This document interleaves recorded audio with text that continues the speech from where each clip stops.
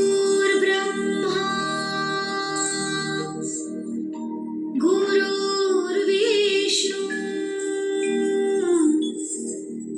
गुरुर्देवो महेश्वरा गुरुर्साक्षात् परब्रह्मा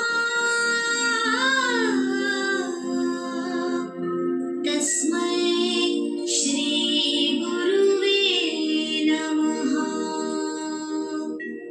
तस्मै श्री गुरुवे नमः। तस्मै श्री गुरुवे नमः।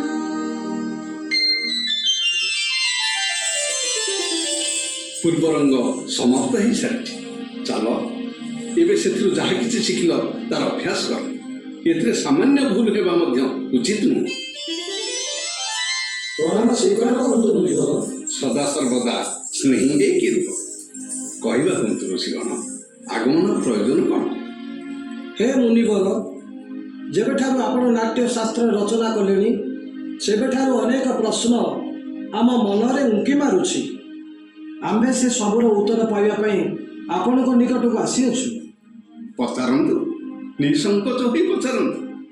ଗୁରୁଦେବ, ନାଟ୍ୟଶାସ୍ତ୍ରର ଉତ୍ପତ୍ତି କିପରି ହେଲା, ଏହାର ଉଦ୍ଦେଶ୍ୟ କ'ଣ? ମୁନି, ଆପଣ ଅତ୍ୟନ୍ତ ସୁନ୍ଦର ପ୍ରଶ୍ନଟିଏ କଲେ। ଏହି ପ୍ରଶ୍ନ କେବଳ ନାଟକ ନୁହଁ, ବର୍ତ୍ତମାନ ଜୀବନର ସାରତତ୍ତ୍ୱକୁ ମଧ୍ୟ ବୁଝିବାର ମାଧ୍ୟମ ଅଟେ। ଯେତେବେଳେ ତୃତୀୟ ଯୁଗରେ ମନୁଷ୍ୟ କାମ ଓ ଲୋଭର ବଶୀଭୂତ ହୋଇ ଅଧର୍ମ ଓ ସଂଘର୍ଷ ମୁଖା ହୋଇ ଆଗେଇ ଚାଲିଲା, ସେତେବେଳେ ଇନ୍ଦ୍ରଦେବ ବ୍ରହ୍ମାଙ୍କୁ ପ୍ରାର୍ଥନା କଲେ କି ଏପରି ଏକ ମାଧ୍ୟମ ହେଉ ଯେଉଁଥିରେ କି ଦେଖିବା ଏବଂ ଶୁଣିବା ଏକା ସାଙ୍ଗରେ ହେଇପାରିବ, ଯାହାଦ୍ୱାରା ମଣିଷ ଧର୍ମ, ଅର୍ଥ, କାମ ଓ ମୋକ୍ଷର ମାର୍ଗକୁ ଫେରିପାରିବ, ଯାହାର ମାଧ୍ୟମ ହେଲା ନାଟ୍ୟଶାସ୍ତ୍ର। ସାଧୁ ସାଧୁ। କିନ୍ତୁ ଗୁରୁଦେବ, ବେଦ ତ ସ୍ୱୟଂ ଜ୍ଞାନର ଭଣ୍ଡାର। ସାରା ଜଗତର ରହସ୍ୟ ତହିଁରେ ଲୁଚି ରହିଛି। ସ୍ୱୟଂ ବେଦ ହିଁ ଏହି କାର୍ଯ୍ୟ ବା ଉଦ୍ଦେଶ୍ୟକୁ ସାକାର କରିବା ପାଇଁ ଯଥେଷ୍ଟ ଥିଲା। ତେବେ ଏହି ନୂତନ ବେଦର ପ୍ରୟୋଜନ କ'ଣ? ଏଇଥିପାଇଁ କି ତାହା ସମସ୍ତ ଜନସାଧାରଣଙ୍କ ପାଇଁ ସୁଲଭ ହେବ। ସାଧାରଣ ଜନତାଙ୍କୁ ଶିକ୍ଷାର ମାର୍ଗରେ ଓ ଧର୍ମର ପଥରେ ସହଜରେ ବାଟ ଦେଖେଇ ହେବ। ଏହି ମଙ୍ଗଳ ଉଦ୍ଦେଶ୍ୟ ନେଇ ଜଗତ ପିତା ବ୍ରହ୍ମା ଚାରିବେଦ ମିଶ୍ରଣରେ ନାଟ୍ୟବେଦର ରଚନା କଲେ। ଚାରି ବେଦର ତତ୍ତ୍ୱ ତାହା କ'ଣ ଗୁରୁଦେବ?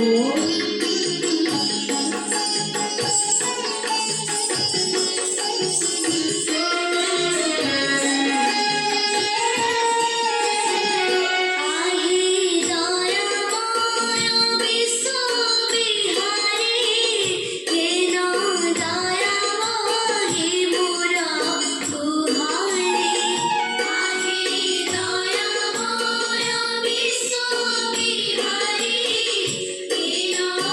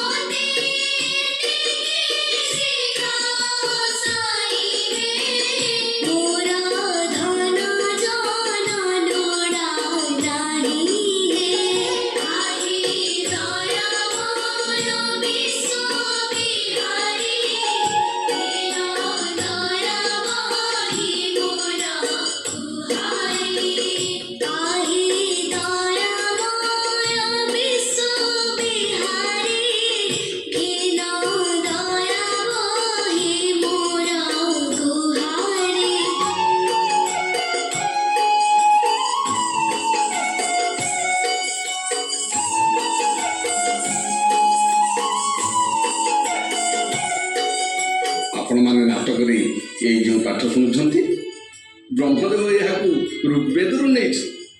ଏହି ସୁନ୍ଦର ସଙ୍ଗୀତର ଆଧାର ହେଉଛି ସାମବେଦ। ଯଜୁର୍ବେଦରୁ ଅଭିନୟ ଏବଂ ଅଥର୍ବ ବେଦରୁ ରସ ନେଇଛନ୍ତି। ଚାରି ବେଦରୁ କିଛି କିଛି ଅଂଶ ନେଇ ନାଟ୍ୟଶାସ୍ତ୍ରକୁ ଉତ୍ପନ୍ନ କରିଛନ୍ତି। ଗୁରୁଦେବ, ତେବେ କ'ଣ ନାଟକ କେବଳ ଦେବତାଙ୍କ ଉଦ୍ଦେଶ୍ୟରେ ବନାଯାଇଛି? ଏହି ପ୍ରସଙ୍ଗକୁ ଦାନବଗଣ ମଧ୍ୟ ବ୍ରହ୍ମଦେବଙ୍କ ଆଗରେ ରଖିଥିଲେ। ତେବେ ବ୍ରହ୍ମଦେବ ସେମାନଙ୍କୁ ଉତ୍ତର ଦେଲେ କି ନାଟ୍ୟଶାସ୍ତ୍ରକୁ ସମସ୍ତଙ୍କ ଉଦ୍ଦେଶ୍ୟରେ ତିଆରି କରାଯାଇଅଛି। ଏହା ଦେବତା, ଦାନବ, ମାନବ ସମସ୍ତଙ୍କର ଶୁଭ ଅଶୁଭ କାର୍ଯ୍ୟକଳାପକୁ ଦର୍ଶାଏ। ଏହି ଶାସ୍ତ୍ରରେ ତିନି ଲୋକର ପ୍ରତିଛବି ଉପସ୍ଥିତ। ନାଟକ ତ ଦୁଃଖରେ, ଥକାପଣରେ ତଥା ଶୋକରେ ପୀଡ଼ିତ ଲୋକଙ୍କୁ ସାମାନ୍ୟ ଆରାମ ଓ ବିଶ୍ରାମ ଦେବ। ନାଟକ ସମସ୍ତ ରସ, ସମସ୍ତ ଭାବ, ସମସ୍ତ ଶାସ୍ତ୍ର, ଶିଳ୍ପ ଓ କାର୍ଯ୍ୟର ସମ୍ମିଶ୍ରଣ ଅଟେ। ଏପରି କୌଣସି ଜ୍ଞାନ ବା କୌଣସି କାର୍ଯ୍ୟ ନାହିଁ ଯାହା ନାଟକରେ ନ ଦିଶିବ। ଅଦ୍ଭୁତ! ସମସ୍ତ ଋଷିଙ୍କର ସମାବେଶ, ଲୌକିକ ଏବଂ ଅଲୌକିକ ମଧ୍ୟ ବହୁଧର୍ମୀ ସବୁ ପ୍ରାଣିକ ଭାବର ପ୍ରତିନିଧି କଳା। ଆମେ ନାଟକକୁ ସମସ୍ତ କଳାର ସମ୍ମିଶ୍ରଣ କରିବା ବା କହିପାରିବା ଯେ ନାଟକ ହେଉଛି ସମସ୍ତ କଳାର ସଙ୍ଗମ। ମୁନିବର, ସତରେ ନାଟ୍ୟକଳା ଏକ ଅଦ୍ଭୁତ କଳା ଅଟେ। ଏହା ସେତେ ଜରୁରୀ ଯେତେ ଜରୁରୀ ମଣିଷକୁ ବଞ୍ଚିବା ପାଇଁ ନିଶ୍ୱାସ ନେବ। ତେବେ ଆମ ସମାଜ ଏହାକୁ ଏତେ ଗମ୍ଭୀରତା ସହିତ କାହିଁକି ଗ୍ରହଣ କରୁନାହିଁ? କଳାକୁ ଏତେ ଅନାବଶ୍ୟକ ଏବଂ ଉପେକ୍ଷିତ କାହିଁକି କରାଯାଉଛି? ଆମେମାନେ ତ ହେଉଛୁ କଳାକାର, ବିଧାତା ନୁହେଁ। କଳା ହେଉଛି ଆମର କର୍ମ, ଆମର ଧର୍ମ। ଆମ ବିଷୟରେ, ଆମ କଳା ବିଷୟରେ ତ ବିଧାତାଙ୍କୁ ବିଚାର କରିବାକୁ ହେବ। ପ୍ରୟୋଗର ସାଧନ ଆମ ପାଇଁ ଅବସର ତ ବିଧାତାଙ୍କୁ ଉପଲବ୍ଧି କରିବାକୁ ପଡ଼ିବ। ନାଟକ କେବଳ କଳା ନୁହଁ, ଏହା ସମାଜର ଦର୍ପଣ ଅଟେ। ଏହା ମାନବ ସମାଜକୁ ସତ୍ୟ ଓ ନିଷ୍ଠାର ମାର୍ଗରେ ଆଗେଇ ନେବାର ଏକ ସାଧନ ଅଟେ। ରଙ୍ଗମଞ୍ଚ ଜାତି, ଧର୍ମ ଏବଂ ଭୌଗୋଳିକ ସୀମା ବାହାରକୁ ଯାଇ ସାରା ବିଶ୍ୱ ଆଗରେ ମାନବିକତାର ପାଠ ପଢ଼ାଏ। ଆଜି ବି ରଙ୍ଗମଞ୍ଚ ସମାଜର ବିଷମ ପରିସ୍ଥିତିକୁ ଦୂର କରି ସମାଜରେ ସମାନତାର ଭାବ ସୃଷ୍ଟି କରେ ଏବଂ ଏହି ଭାବ ନିଃସନ୍ଦେହ ଏହି ପୃଥିବୀ ପୃଷ୍ଠକୁ ସ୍ୱର୍ଗସମ ବନାଇ ପାରିବ। କଳା ବିଭିନ୍ନ ସମାଜର ଅସୁନ୍ଦର ସମାଜ ଅଟେ। ଏହି ଅପେକ୍ଷା ଏବଂ ଆଶାକୁ ନେଇ କି ସମାଜ କଳା ଏବଂ କଳାକାରଙ୍କୁ ସେହି ସମ୍ମାନ ଓ ସ୍ଥାନ ଦେବ ଯାହାର ସେମାନେ ଅଧିକାରୀ। ମୁଁ ଏହି ନାଟ୍ୟଶାସ୍ତ୍ରକୁ ପଞ୍ଚମ ବେଦ ନାମରେ ନାମିତ କରିଛି। ପଞ୍ଚମ ବେଦ ସମସ୍ତ ବେଦର ଜ୍ଞାନ।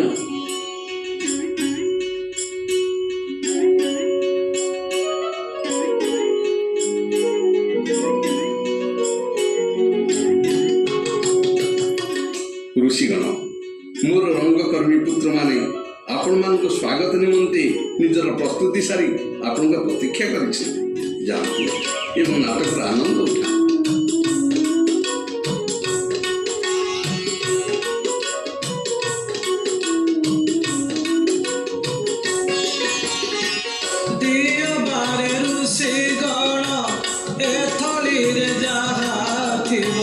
ସୁଖାଦ୍ୟ ଦ୍ରବ୍ୟ ମାନ ଖୁସି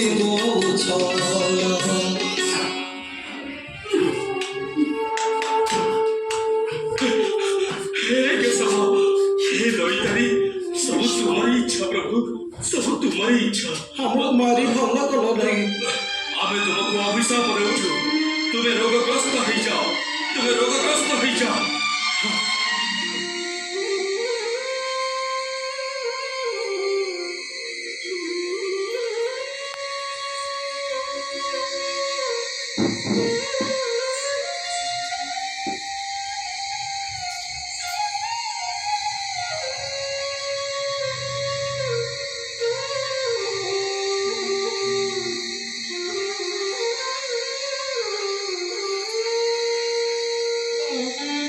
ଚାହୁଁ ଚାହୁଁ ଦିନ ମୋର ଗଲା ଆଗେ ଶରୀର। ଏ ଜରାଜୀର୍ଣ୍ଣ ଶରୀରକୁ ନେଇ ମୁଁ ଆଉ ବଞ୍ଚିବାକୁ ଚାହୁଁ ନାହିଁ ପ୍ରଭୁ, ବଞ୍ଚିବାକୁ ଚାହୁଁ ନାହିଁ। କି କଷ୍ଟ!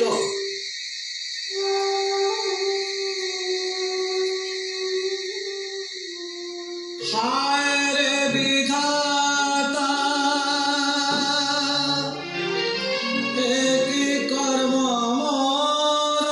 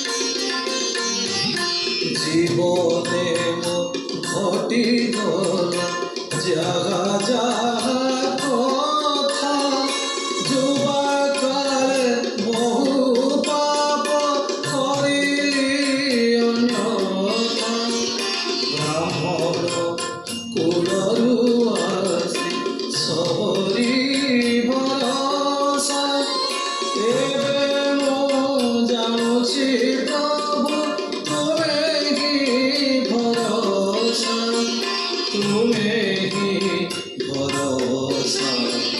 ଏବେ ମୁଁ ଜାଣୁଛି ପ୍ରଭୁ ତୁମେ ହିଁ ଭରସା।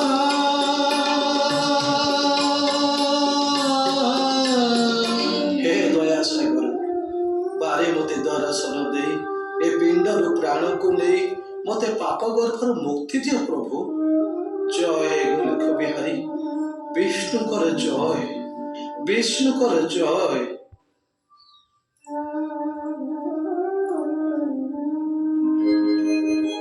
ଅଜାମ୍ବେଳା, ଅଜାମ୍ବେଳା, ଆଖି ଖୋଲ ଅଜାମ୍ବେଳା। আহ আহ কি শান্তি, আহ কি শান্তি, কি শান্তি। আহ জয় গোলেখ বিহারী বিষ্ণুকর জয়। सर्वे भवन्तु सुखिनः, सर्वे सन्तु निरामया, सर्वे भद्राणि पश्यन्तु, मा कश्चित् दुःखभाग् भवेत्।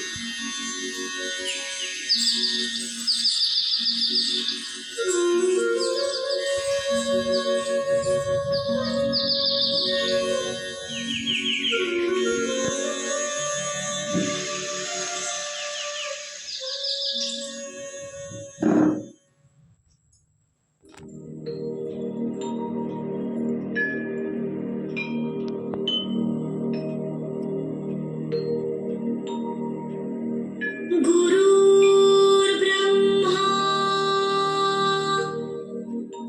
गुरुर्विष्णु गुरु